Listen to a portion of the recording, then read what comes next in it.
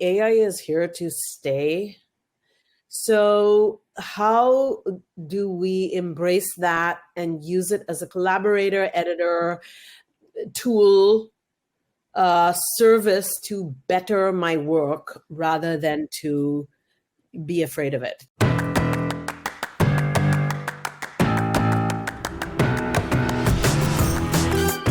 Welcome to the Marketing Expedition Podcast, an auditory journey through the latest in marketing, branding, and advertising. Now, here's your Marketing Expedition guide, Ray Allen. On this episode of the Marketing Expedition Podcast, I get to speak with Reenita Hora, and she's an award-winning screenwriter, novelist, and audio producer. Based partly in San Francisco and partly in Los Angeles, passionate about storytelling, the Indian native, Reenita writes characters and themes that reflect the South Asian experience, whether set in South Asia or in the Western world. As a writer, she has contributed to Reuters, South China Morning Post, Wall Street Journal, New York Times, CNN, Times of India, Rolling Stone, National Geographic, Kids, Cartoon Network, Asia, Disney, and more. And as an on-air news reporter, writer, and producer, she has contributed to Bloomberg, RTHK Radio 3, Monaco Radio, and the BBC. She's done a lot, which is amazing. You'll get to hear more about all of that. And she's also a limited partner in the How Women Invest Fund, which specifically invests in women-owned companies. And she is working on her next novel and has recently launched Chapter by Episode, a digital publishing platform for immersive chat fiction stories with diverse themes. And of course, we're going to dig into a lot of that, but we're going to talk about all of the various different things that she does with writing and being an author and screenplay writing and awards that she's won, but also kind of take you on a marketing journey and what she does in her world. So stay tuned for that. But first, it's time for the Marketing Essentials moment, the basics that you need to help you continue to build your brand and your bottom line. Today's topic, I wanted to address why using video marketing and having video in your marketing strategy and plan and budget and timeline is such a good idea. We know that 91% of businesses use video as a marketing tool. This is according to Weisel's most recent State of Video Marketing Survey. And we also know that people sometimes either lack the time or talent to create great video content. And people sometimes don't know where to start with creating great video content. So there are lots of reasons why we can help you in what we can do. There's also people who just are kind of never in that realm before. They've never been in a place where they've had the ability to create video before. And so walking you through that process is definitely something that is helpful in thinking about storyboarding and scripting, and if you're going to cast actors or not, or if you're going to do video testimonials where it's interview style and candid, authentic interview style versus something that's produced and put together for the videos. And thinking about how you can purpose that video long term and repurpose that video and utilizing it to the best and leveraging the videos that you're getting captured. So I can give an example. There is an assisted living facility. They have a multitude of different buildings across our valley. And recently they came to us about helping them create a video strategy and thinking about all of the different ways that we could go about incorporating video into helping to tell their story. Whether it's a video news release, doing something cool. They have bucket lists that their residents get to participate in. And one example is a hot air balloon ride or a ride in an old airplane or something of that nature, something that's newsworthy, something that's visually stimulating that they get to do. And so thinking about how we can capture that footage and use it in multiple different ways, doing a company overview, doing a tour of the facilities, interviewing the people who are the residents there, interviewing the company CEO or the spokesperson for the company, talking to the care providers that are there, and utilizing it as a recruitment tool is another idea that you can use and leverage the different types of video that you're going to capture over time. And thinking about how you can continuously use that for your social media, slice and dice it up and render it out in the various different formats for all of the different social media platforms that are out there.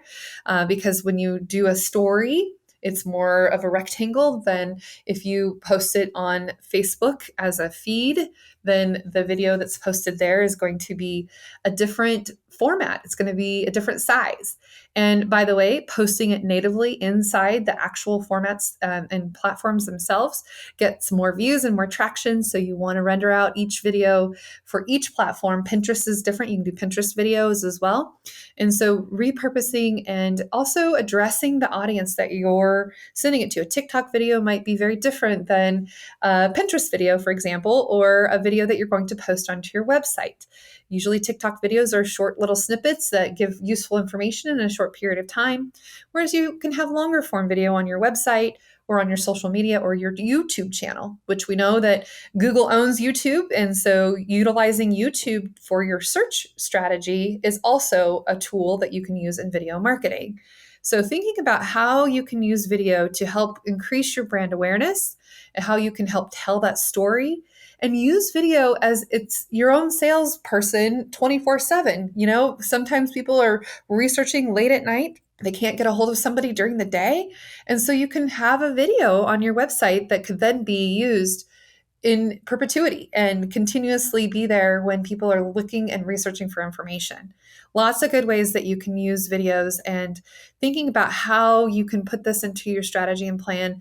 And even if it's over a long period of time, if your budget says, we can't necessarily do all the things that we wish to do, but maybe if it's a strategy for a long period of time where you're capturing B-roll footage, A-roll and B-roll. Back in the news days, they would have actual tape that they would have an A tape and a B tape, and they actually still call it B-roll, even though everything's now digital. But the idea of shooting footage of actions and events that are happening with your people and the community surrounding them. People love to see people on videos, and motion, the motion can attract eyeballs on what's being seen. And then making things audio agnostic. So thinking about how you can create and capture a story without necessarily having the audio turned up. So thinking about how you're going to place the captions that can be on the video, and knowing what platform. On TikTok, people tend to turn the audio up more than they do on Facebook, for example, and other different places and platforms. If you have the ability to have captions, that's going to help get your video out there and allow the story to be told. And you're also being inclusive for people who may not be able to hear or who are hard of hearing, can now actually watch your video as well and understand what's going on because you have the captions. So you're doing multitudes of different things to help get that story out. And of course, utilizing that video in your strategy can really give you long-term results. So it is a long game, but having some calls to action and crafting the message with calls to action to get and inspire people to do the things that you wish for them to do when they watch your video. Another thing is, once you've got videos created, we want to track the results.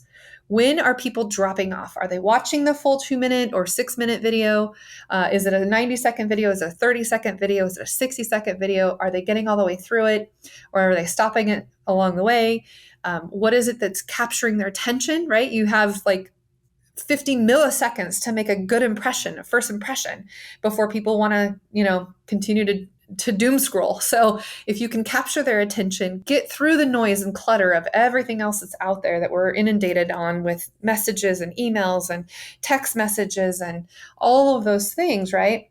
If you can find a way to get through all of that and test it. Test what works, what doesn't work, what's going to continue to work.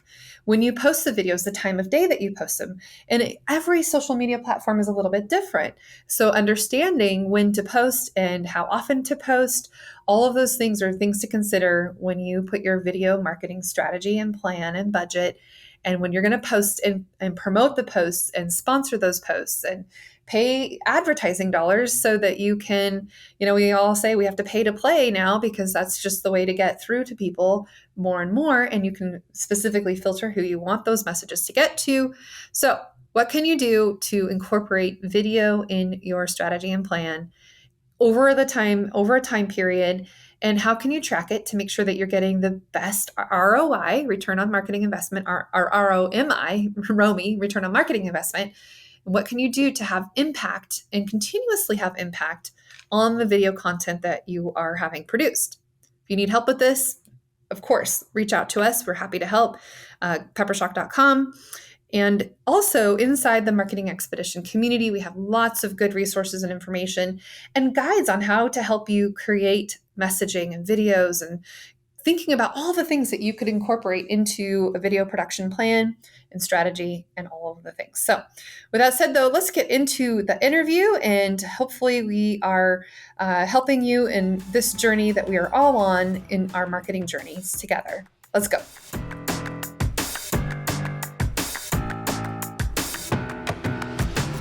Welcome to the Marketing Expedition podcast. I'm your host, Ray Allen. I'm the president and CEO of Peppershock Media and the founder of the Marketing Expedition community.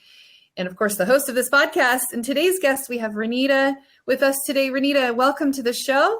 Thank you, Ray. It's such a pleasure to be on your show. Well, thank you. And you get to call from the sunny state of California. Is that right? Well, that's a partly yes answer and a partly no. The yes part is I'm definitely in California. And no prizes for guessing the no part. It is foggy and miserable outside. Oh, darn it. Yeah, it's been cold here in Idaho too, for sure. Well, listen, I would love for you to share a little bit about you, and you're an author, you're a writer, you're a producer, a screenplay writer. Just give our audience an overview of what got you to where you are now. And I know you've got some accolades and some wonderful things to share. So tell us about your journey, Reenita. Tell us how you got started into this industry and where you want to go from here. So yeah, start from the way back to now to where you want to go. Yeah, well, thank you, Ray. It's hard for me, to be honest, to even think about where to begin. At some level, I have been a writer in every way, shape, and form in every part of my career journey, every job, everything, I don't know. Yeah. When I was full-time employed in corporate America, when I was running businesses, independent, I mean, writing has always been the consistent thread. And I have been a writer of books. It started with books. Nice. Many years ago in the mid 2000s, in the early 2010-ish, somewhere there. And started out writing nonfiction books first and then fiction books. I had a long time career as a broadcast journalist, mostly radio. So certainly with the advent of podcasting, or the transition perhaps, or the graduation of audio from radio to podcasting, was very much rode that wave, and that got me into podcasting and writing for audio, which then got me into writing for video or visual or screenplays, I should say. Right. So it's definitely been an evolving journey. And it's been very frustrating, exciting, exhilarating, all those ing words. Right? I can imagine. Yeah, exactly. Along the way, and they continue to be. And I think, I don't know how to accurately answer what got me here, but let's define here as this particular podcast interview for a second, which is about marketing. Yeah. And I think throughout this, the one thing, maybe coming from sort of a business background where I've been employed elsewhere, or I don't know, personality type A. Oh, that's good. We're in new company. I've never been one to sort of, like the traditional writer, sort of sit back and say, okay, I need to find an agent. I'll wait here until somebody accepts my work, because that is a hit or miss journey. Right. I've had agents. I have not had agents. I know what it's like both ways. Yeah. And the thing is, even when you so-called have the support, have the team, have the I's dotted and the T's crossed according to what you're supposed to do or what you think you're supposed to do, it doesn't always work out. So the truth of the matter is, if you're not always out there marketing front and center, building your own business, and actually that's it, thinking of it like a business. This is a business. And like all businesses, I need to build it. I need to market it. I need to sell my product or service, in my case, my products. Then it's just not going to go anywhere. Right. Well, let's talk about some of your products that as you said, products. Let's talk about some of the things that you have accomplished and the things that you've written and some awards that you've received and the screenplays. I mean, there's so many things that you get to do, and I would love to hear some things that you're most proud of that you've accomplished and the books that you've written. Let's hear about it. Yeah, absolutely. So let's talk about this year, since it's coming to a close. Yeah. And it's most recent. In the last year, I would love to point to, let's say, a couple of projects, or maybe 2 or 3 projects, which have been sort of a mix, if you will, of book, audio, and screenplay. Mm-hmm. So Operation Mom, which is my YA comedy story, was published as a book by Gen Z Publishing. That did really well. It went on to win 5 awards this year. Congratulations. In the early part of this year. Very exciting. I had never won a book award before this year. And then I actually wrote a screenplay. I adapted the screenplay from the book. I'd been thinking about doing a narrative fiction podcast, but never quite got there. But the screenplay won several awards and was picked up by a producer a few months ago. And that is a project that we've just about started working on for next year, along with other projects. Shattered Realm is a YA fantasy fiction story, which I first wrote the books, but then I didn't actually publish them. What I did was publish the podcast series, which I wrote, produced myself, and it was then picked up by an audio company called Spoken Layer, who funded me for season 2, which is being released as we speak. So this story has evolved. Although it started off as a book series, it really, the evolution that you can point to today, or the aspect of the evolution that you can point to today, is actually a narrative fiction podcast, which is out in the world. But there's also a screenplay version and a graphic novel version. I've just about optioned the screenplay, so that's another project for next year. And because it's let's say, a bigger story, which is franchisable in an ideal world. Yeah.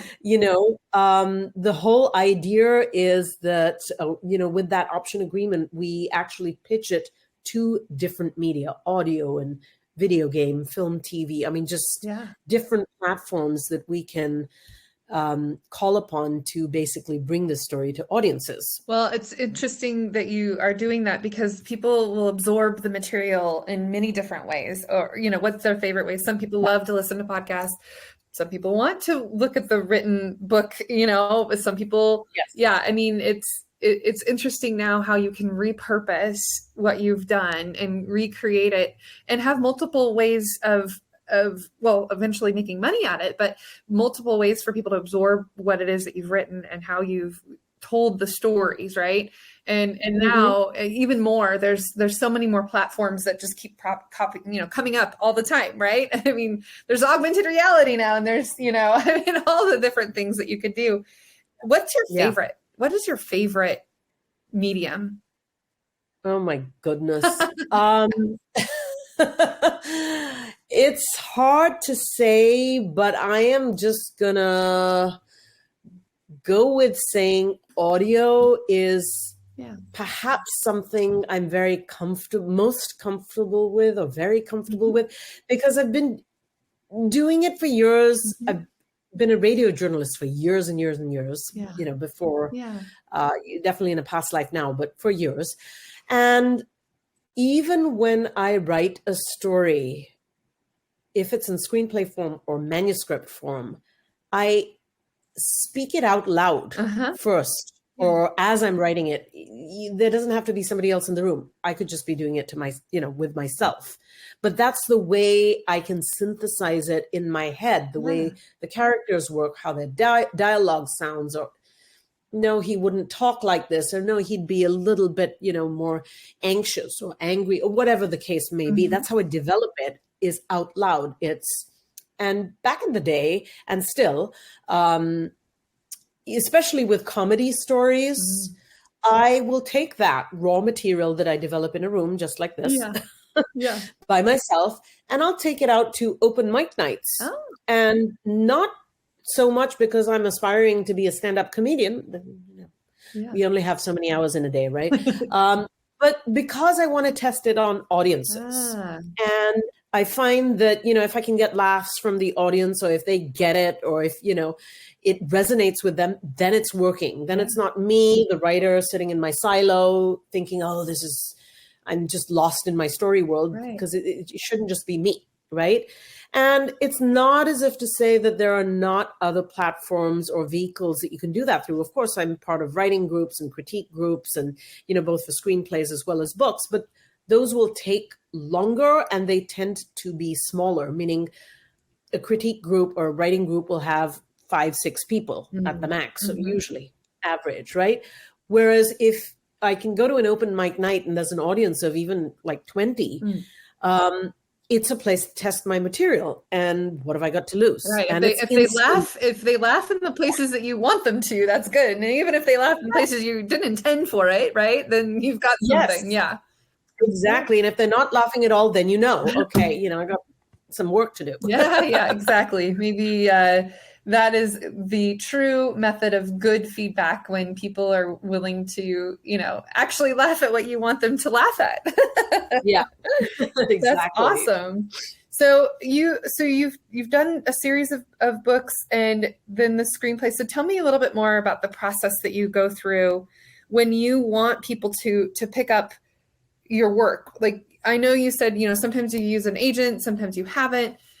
Are you just, sitting behind your computer, sending lots of, material out to people? Like, tell me what you do to get your work in front of the right eyeballs. What are some tactics that you've taken that have helped you get to where you are now with these awards? And I mean, how did it happen for you? Yeah, a lot of it, Ray, is just grassroots, not exactly knowing what you're supposed to do. Right. Yeah.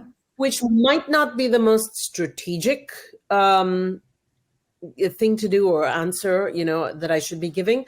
But the thing is, if I have always said, if I just rely on what I know I'm supposed to do, then everybody else is doing that too. Yeah. Right. So yes, there has been a lot of me sitting at my desk, sending things out, and then thinking, this is not efficient. Yeah, exactly. Well, and what may have worked for other people before may not be working now. I mean, it's an evolving world, right? I mean, what we used to be able to do back in the day to get something in front of somebody is certainly now they're getting 10 million things in front of them. And so you have to stand out and you have to be a little disruptive, and maybe thinking differently than what everybody else does is a good thing. Absolutely. Absolutely. So, I mean, I do find that speaking on podcasts such as this, I mean, that's a great way to get information out there about my projects. Of course, even as I say this, I heard this awful statistic recently, just a couple of weeks ago, about the average listenership to podcasts and how it's decreasing. And I was like, oh gosh.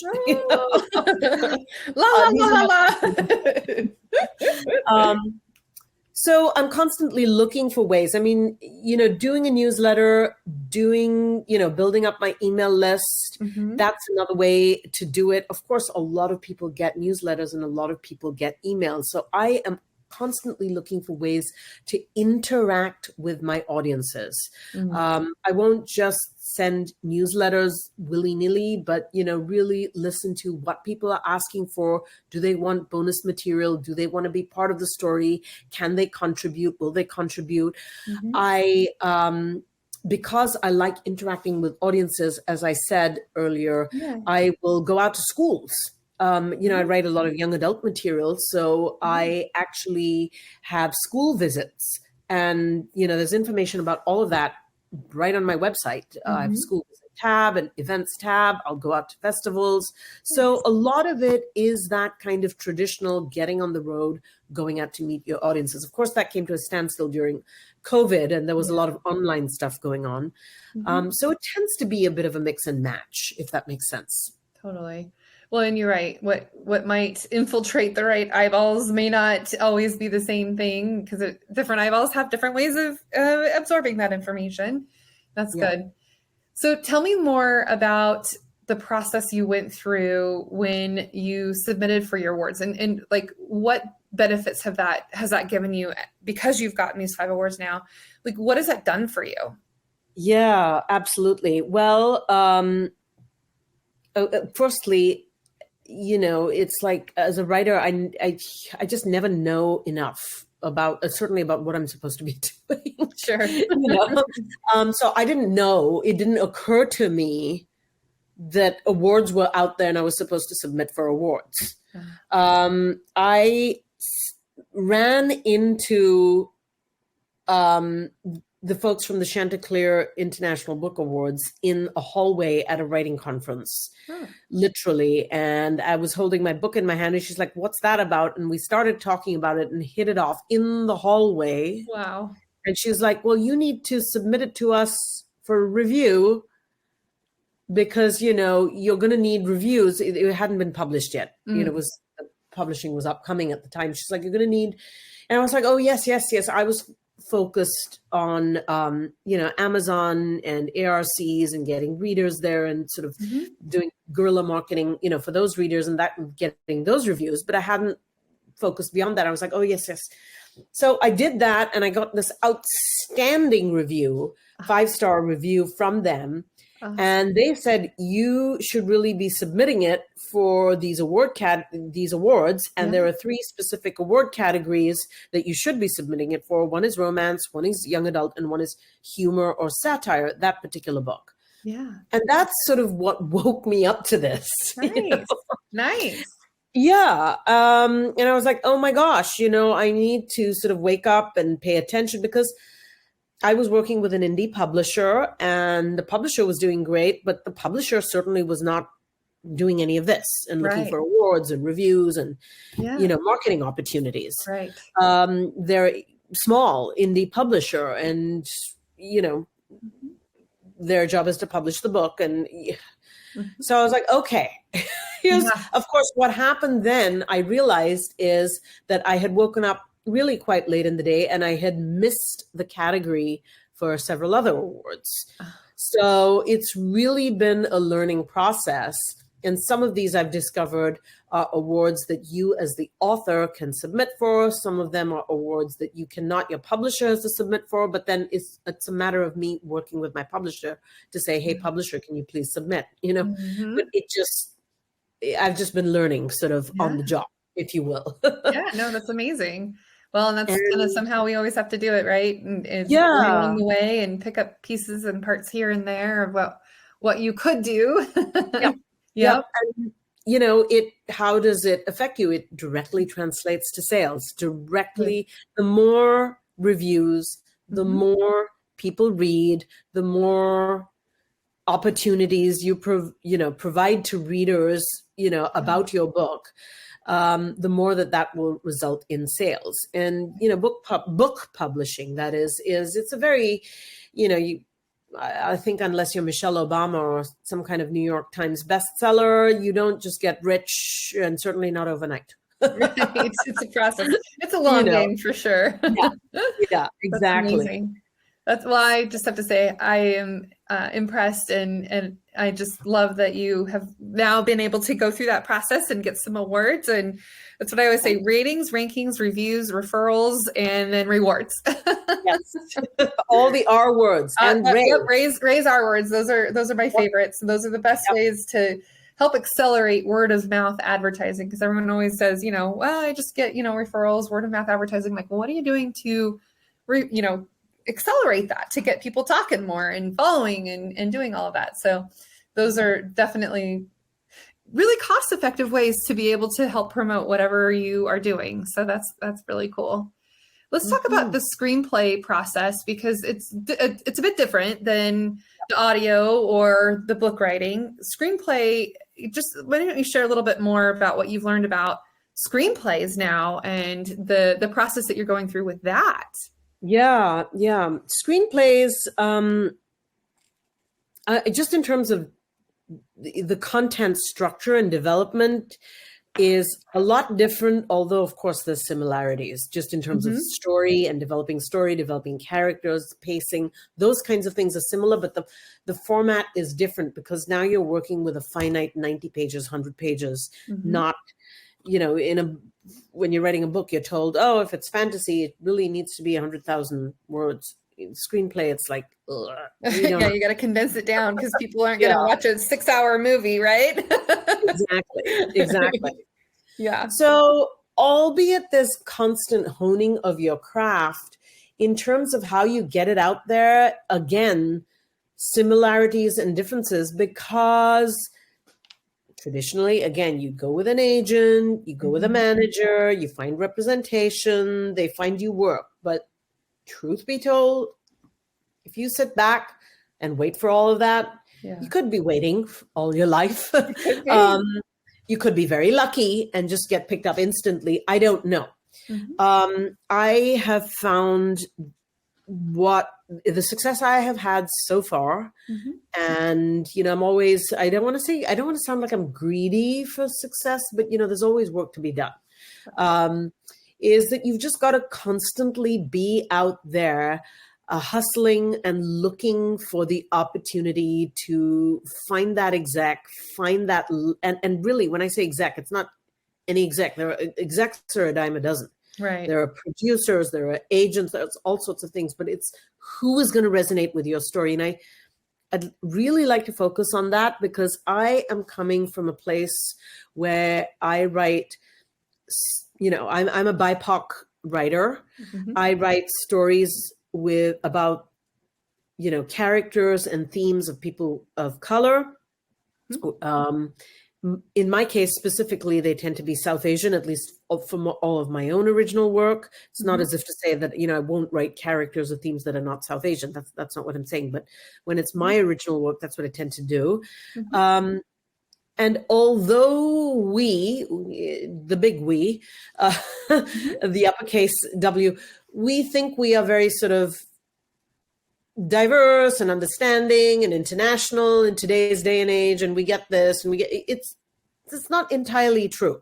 We may, as a community, have an understanding that there are these different communities and ethnicities, and they exist, and we live together. That's great, and that's huge.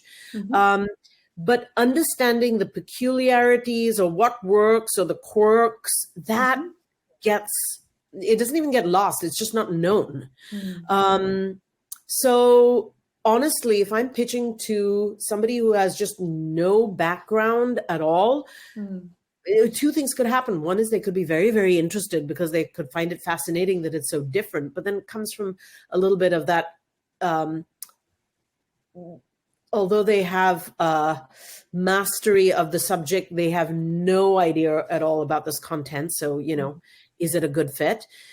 But the other a more common thing is that it doesn't resonate at all because they literally have no understanding at all. And even if they've been exposed to, let's say, diversity, it's may not be South Asian, or might not be, Punjabi South Asian, or immigrant, or whatever it might be, right?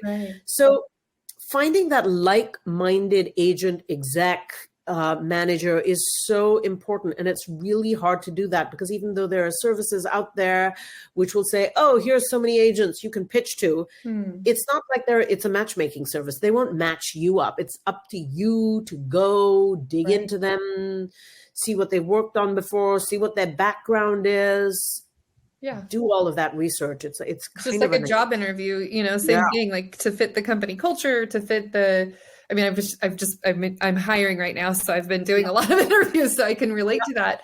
Where you want to make sure, they might have all of the right credentials and skill set and experience, but if they don't necessarily fit within the culture or understand where you're coming from and your background and Mhm. the values and core beliefs that you have, then it could potentially be a clash and may not fit.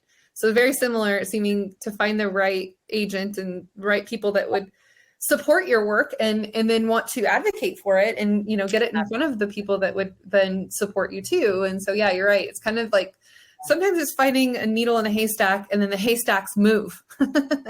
Absolutely. Absolutely. Yep. You could It's a moving target. Yep. And now a message about one of our sponsors, Nadine West, which is awesome, affordable outfits that are delivered to your doorstep each month or however often you want it delivered. And each month features surprising new outfits that consist of items perfectly styled just for you. And you only keep what you love and then send the rest back free of charge. I absolutely love it. The things that they send me, I often keep more than not. And so for our listeners, if you sign up today using my link, you'll get $10 credit and free shipping on your first order. So go to peppershock.com/offers and sign up for Nadine West and get your $10 credit. I know you're going to love what Nadine West sends to you. I even get a personal message from her asking how everything's going. Anyway, so go to peppershock.com/offers and sign up for Nadine West. So let's talk a little bit more in kind of what's trending right now. What are some things that you're seeing that maybe weren't here a year ago that now you're seeing like, okay, into the new year, here's some new things or new ways I'm doing things or new tools I'm using or, new ways of getting into the right audience or getting the right eyeballs in front of you. What are some things that you're seeing in your, because you've got kind of a few different aspects, but what's trending in your world right now? I think what is trending in everybody's world, for better or for worse, right, is artificial intelligence. Yep. Mm-hmm. And this is a highly contentious topic. It is, right? I would imagine in writing and all the things that you're doing. Yeah, absolutely. Yeah. And I think, the whole AI thing certainly existed or began to burgeon sometime this year, earlier part of this year, maybe before that we didn't know or didn't know as much. And the initial sort of reaction was, let me battle this. This is not right. This is taking away my job. This can do my work for me. I really come from a place that I don't think it's going to go away. AI is here to stay.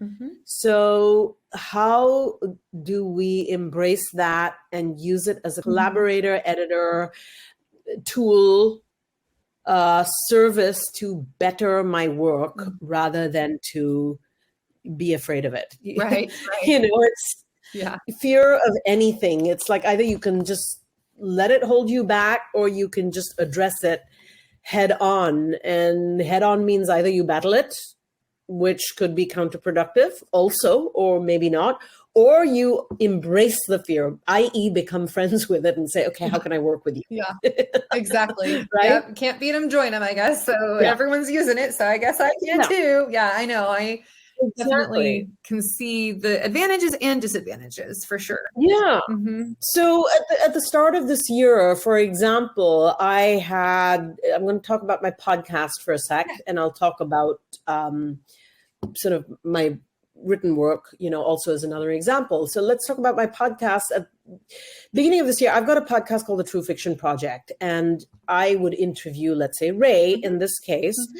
Then I'd have a roster of fiction writers. One of them would be assigned to listen to the interview and then write a fictional piece based upon something they listen to in the interview. When I say piece, it could be a full-on short story, it could be a scene, it could be an essay, it could be anything, right? Monologue. Then once that was done, I would have to hire voice actors to audioify it and sound engineers to put in sound effects, piece it all together, or either, or I do all those things myself because I qualify in all those areas. But suffice it to say, all of this takes a lot of time and the costs add up. Right. today I'm in a position where I'm using AI services, not to do all of this, but a good portion of it. Yeah, there's quite a few programs now that can help slice and dice and take out all the ums and make exactly those kinds of things. Even when it comes to voice acting and voice, AI voices are not perfect by any stretch. Yeah, you know, a lot of them sound like robots. They do. Yeah, but even over the course of the year, they've gotten better. Some of my stories, and specifically I'll point out the ones that are Indian stories based in India. So I don't want an American voice, for example, voice acting an Indian character. So even that has gotten better. Because earlier in the year I was told, oh, well, you know, if you choose an American voice, it's going to sound less stilted and robotic. But with the Indian voices, we're not there yet. I mean, just a very specific example. That's also gotten better. It's kind of crazy. Things like generating images, whether they are now for an Instagram, an audiogram, or whether I'm trying to do a storyboard for one of my screenplays, do a pitch deck, you know, to put together images, or in the case of Shadow Realm, this is a story. I've got a graphic novel version, but I'm a writer. So I write the script.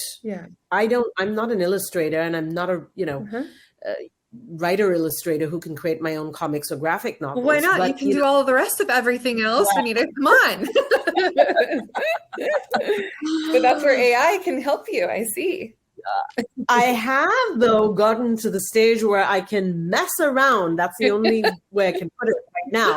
On whatever, December 21st, 2023, I can mess around with creating visuals, which are pretty good. You know, for my graphic novel panels. They're not all consistent. So it's not as if I could say, here's my whole graphic novel, you know, images. The nice thing is you have the ideas captured, or, you know, you can describe what it is that you want, have the AI generator create it, and then maybe take it to an actual, you know, illustrator or designer that could take it and, you know, run with the idea that you have, that you've been able to, you know, at least get out of your mind and onto a screen in some way, so that they can capture a little bit more and you get a little bit closer to what you want. But I get it that AI isn't quite there yet to where it can actually do exactly what you would like, right?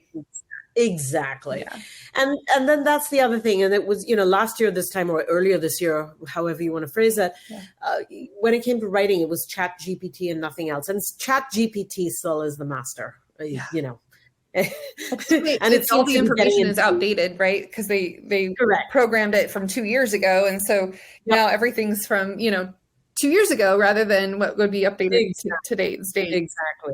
Yeah. And it's an interesting thing you say, because the information being outdated, it seems to be outdated every month at this point. Well, you would think it's machine learning. So is it going to ever learn new stuff? I mean, it seems like they would update it eventually. But I also teach at Boise State, and my students, you know, like you said, I embrace it. They're going to use it, whether I say it's okay or not. So I, you know, give them the assignment. Okay, write this, you know, essay using ChatGPT or Bard or any of those.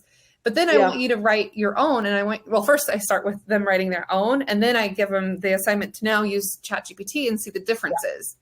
And it's really fascinating to see the difference of what they come up with through ChatGPT versus their own.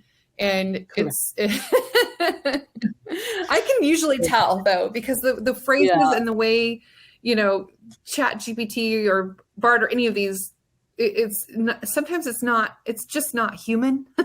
It's not. It's just very stilted, and they, you know, use ridiculous words. Exactly. Which, I don't know. And phrases that you just normally wouldn't, I don't know. Exactly. And, you know, if you take the word by itself, there's nothing wrong with the word. You know, you'd be like, the word palpable, I'm going to say, use that as an example. But, you know, the thing is, Chat GPT will tend to write paragraphs and reams using palpable in everything, every other paragraph or whatever, you know, so you can tell, you know, it's just nonsense. Well, I always feel like it'll say firstly, that, you know, firstly, and like, who says firstly? Well, you just say first, you know, first this, first that, but firstly, Like, Yeah. okay, that's got to be a chat GPT. And sure enough, you ask them that, well, and now I just get them to, cite their source. If you use it, you need to at least cite that that's where it came from. But I always tell them it takes HI to use AI, right? Human intelligence. Exactly. Yep. Human Exactly. ingenuity. Yeah, but to give you ideas, to create an outline, to do a grammar check, things like to clean things up, to clean up a sentence, make it more concise. I need it in 2 sentences or 1 sentence, not, 3 sentences, things like that. Yeah. Where you could really use it as a tool. Mm-hmm. Use it as a tool. Yep. Yeah. No, it's definitely here to stay. So like you said, embrace it. Don't fight it, but use it to your advantage and leverage what you can take from it, and then make it better. I always say, just you gotta at least read it to make it better, and massage the content to make it, I don't know, maybe more realistic. Exactly. Yeah. Exactly. Yeah. Exactly. Okay, so what has motivated you to get through this industry? I mean, I know that for a while writers were on strike. I mean, it was kind of a, if you care to share about that. I mean, I'm just curious, like, what motivates you to keep going, to keep wanting to participate and be in the industries? Really, you're in a couple different ones, really. What motivates you, Reenita? So this has also just changed along the way. Earlier on, it was like, I in an earlier part of my life, I was working for corporate America, different jobs along the way, right, through my career journey. And so I always wanted to write. At that time, it started with books, but everything was always done on the side. It was always on the back burner. It was always, it wasn't until mid-pandemic, which is relatively recently, that I actually decided to chuck my day job very trepidatiously. Oh my gosh, even as I say it now, I'm like kind of scared. Yeah.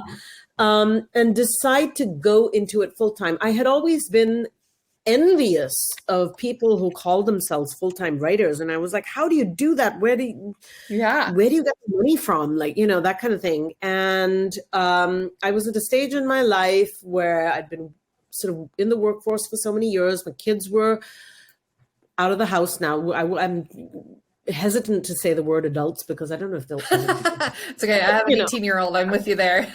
Yeah. And I said, you know what? And I hadn't been writing my own work really with focus for a long, because the day job always takes up, that's always what's most important. And then if you've got any time, you're just exhausted. So I'm like, oh, let me do it tomorrow. And I was like, I'm just going to go on like this. I hit 50 and I said, you know what? Yeah. I'm going to do this, because if I don't do it, and if I, let's say, live to be 80 one day and I didn't do it, I'll say I had the chance, but I didn't try. Oh, yeah. Whereas if I try and I fail, at least I'll say I tried. Yeah, that's great.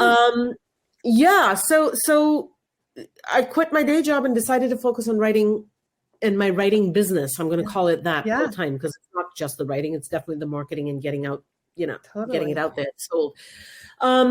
And it was nerve-wracking because suddenly there's no income, right? You don't get a paycheck every 2 weeks anymore that is comfortable. And you're the master of your own destiny, whether it's good or bad. So part of the motivation definitely came from that. I'm like, gosh, I made this decision. I got to stick by it. I got to do it.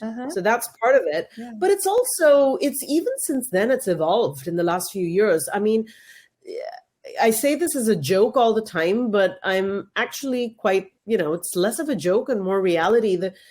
And that is that the reality or the story world in my head is much more interesting than the real world I live in.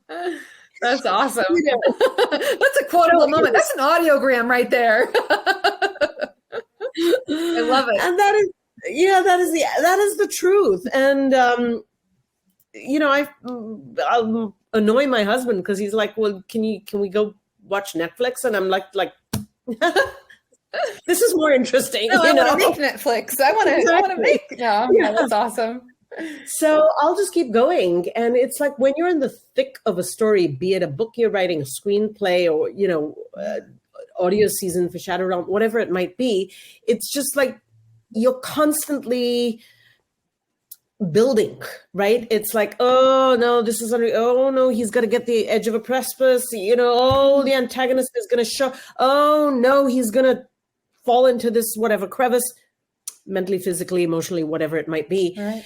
And so it's like you can't drive yourself away from it, it's like, or at least in my case. So it's just that actually is motivating me more, the love of the story, rather than anything else. That's amazing. And especially, I mean, you just seem so passionate about it. And I love that you quit your day job to become a full-time writer. And that's amazing. It really is. I mean, and a lot of people aspire to do that and they haven't. And maybe they're on the edge right now of wanting to do something like that and to be their own business. Right. And I mean, even if you're an artist or you're any of these, writers, whatever, it's a step that's scary to take for some people, and you've done it, and you've managed to make some awards happen in the and now some screenplays. I think it's amazing.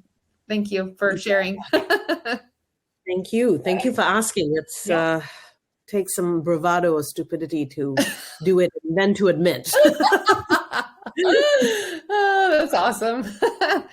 Okay, so just to kind of tell our audience, where do you want to go? Where do you see yourself the next, I don't know, year, 2 years, 10 years? Like, what do you want to say, I did that, this I have accomplished? I mean, you've already accomplished a lot, but where do you want to go? What do you want as a result of all of these efforts and all of this content and wonderful things that you're doing? What is it that you want to achieve to say, yep, that's exactly what I wanted? I really want to achieve mastery of my story business, my storytelling business, which really is, I want it to be about my fiction, not my nonfiction. Usually, when you've got a storytelling business, so to speak, oftentimes it's a nonfiction platform or something you can sell or self-help or coaching or there's a lot of that, and that's not what I want at all. I've written a lot of nonfiction books, and I've been tempted to and been asked to go in those directions and thought about it. But again, you can't do everything. So I really want to achieve mastery over my fictional story business. And I use those words because I feel like I'm really at the stage where if there's a story that I am thinking through, I am now at a space or in a place where I can think, what is the best format for it? Mm-hmm. Is it audio? Is it video? Is it visual? And with visual even, what is it? Is it a web series? Is it TV? Is it a movie? Netflix? Sorry. No, but there's a very big difference in the kind of story that works for a 90-minute movie versus a series, a show that can go into a second season and a third season and a whatever, right? Versus a book, versus a graphic novel. I mean, I was never in a position where I could really think through these options in terms of the story in my head and think, this is the medium for it. That's amazing. So that's what I would like to do, is develop my stories in these different media. Not here's one story and it has to be developed in all of these media, but here's a story and this is the medium for it. Right. And here's another one and here's another medium for it. That's what I mean by my overall So when you say you're going to master your fiction storytelling business, what does that look like to you? Is it you being on the red carpet? Is it a star on Hollywood Boulevard? What is it? What is it to you? I write primarily YA, not strictly, but primarily. Young adult. So if that YA is, I would say 80% of my focus. So to me, success would mean that kids going to school read my stories, watch my stories, listen to my stories. I'm out there in schools with them, interacting with them. Yeah. And what I love about the younger audiences is that, the stories hopefully have lasting power and can can last and can exist for generations. So really, how do I write stories that are contemporary, but that will carry through and not sort of become old fashioned 10 Have some years from shelf now? life, as they say, Yeah, right? exactly. Yeah. So that is, and it's a challenge. It's not like a slam dunk. Yeah, click my fingers and here it's done. Right. But that is really what I'm aspiring towards. How do I leave this legacy of story for the school going age that has shelf life, like you say, and lasts, for I don't know, some amount of generations. So I know you have kids, right? You said you had or I guess young adults will say. Yeah, I have progeny. I don't know. Yeah, I guess, yes, you have adult children. Yeah. I have an 18-year-old. You're right. I'm not sure if I want to say adult yet either, but is this something that are they a part of your world? Have they participated with you in what you do, and have they read your work? And I'm just curious, are they part of your motivation and inspiration behind you wanting to do this, or is this coming from something else? Definitely it started out with me sort of being the storyteller for them, to them, when they were 3 years old and 4 years old, and that, just kind of in every household, right? Yeah. Every sort of parent journey. It did start out like that. And they have been part of the journey to some extent along the way, because they inspire me, just with what happens in their lives and as characters and the challenges and the victories and the, happy moments and the not so happy moments, that kind of thing. And even as I have developed audio, my son has helped me out by playing voices, and voice acting, that kind of stuff. I will say both of my kids, and I don't know that they're adults, but their children, my kids think they're adults. They will resist everything, because it comes from me. They don't want to be part of it, because it's my son helped me out. I get that 100%. And I bet half the listeners on this who are moms who have, adult children definitely resonate with that for sure. And sometimes it's just like, can you just go away, do something, leave me, just don't be my, it's just embarrassing to be related to you. Someday they'll appreciate it, just not today. But the other thing, as I listen to, especially, I'm at a, I don't know, I don't have any crystal balls. I don't know how the world will emerge, but a lot of writing peers are women, not all women, but many of them are women. And many of them will say things like, especially when it comes to younger age kids and they want to write picture books, they'll say things like, I want to write this picture book for my grandson and for my granddaughter and, that kind of stuff. And I've been like, whoa. But the thing is, for me, because my stories are about the Indian experience, whether that's the experience in India or here in the Western world, about the Indian experience here in the Western world. Yeah. It's real. I see, even with my own kids who've grown up in the US, there is or there can be a disconnect to your culture of origin, right? So it's very much when I grew up, everything I knew about America was what I saw in the movies. Right. And then you'd kind of say, in conversation, say, oh, that's really ridiculous. But that's the truth, that, to be honest, right? So I do want to create that storytelling culture also for kids everywhere, to know the stories of India and not just the stereotypical ones, because, the books that are out there tend to be very stereotypical. Here's Diwali festival. I've done a book also about Diwali and Hanukkah. I co-wrote with a friend of mine, picture book. And that's fine and good. And I'm not saying we shouldn't, but it only scratches the surface. We've got so much more to dig into. And, every story about India is not about a wedding and outfit changes, on TV. I like the wedding stories, but there's so much more that we have to bring to audiences. So that's what I really want to do. Good. So it's, yes, my kids, but it's not just my kids. It's just kids out there from 2 to 92. There you go. For the 2 to next 92. I love it. generations. Well, Reenita, if people want to get a hold of you, how can they reach you, and how can they get your work? How can they see tell us the website and all that good stuff? Yeah, absolutely. Well, I'm on all the usual suspects when it comes to social media. My TikTok handle is Reenita_storyteller. That's TikTok and Instagram. Facebook, Reenita Hora, my full name. And same with Threads, Reenita_storyteller. And with Twitter or X, it's Reenita_story. Reenita_story.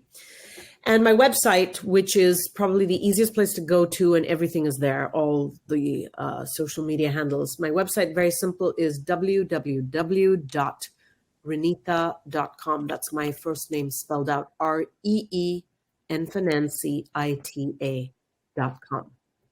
Well, thank you so much for your time with me today. And of course, thank you for working with me on scheduling. Always a thing. But yeah, I would love to be able to get this out in the world. And thank you, Reenita. Yeah, no, thank you so much, Ray. It's such a pleasure. And I would love to, is the best website the best place just to check out your the various things you do, social media, and what, serve, because I'm always looking for help. Well, thanks for asking. Peppershock.com or themarketingexpedition.com is the community that is powered by Peppershock. So there you go. So, because I'd love to know, and I can email you what you've done for other writers and etc. Absolutely. Well, we'll connect. And for those of you listening, thank you. And the best thing that you can do for Reenita and I both is to share this with others and give us a review, right, Reenita? That's always helpful when podcasts get reviews, right? Nothing like reviews. Reviews are the best. Thank you. All right, everyone, until next time, enjoy your marketing journey. Thanks for listening to the Marketing Expedition podcast. Want to continue the journey? Don't miss out on new episodes. Subscribe on iTunes, Spotify, Amazon Music, or wherever you get your podcasts.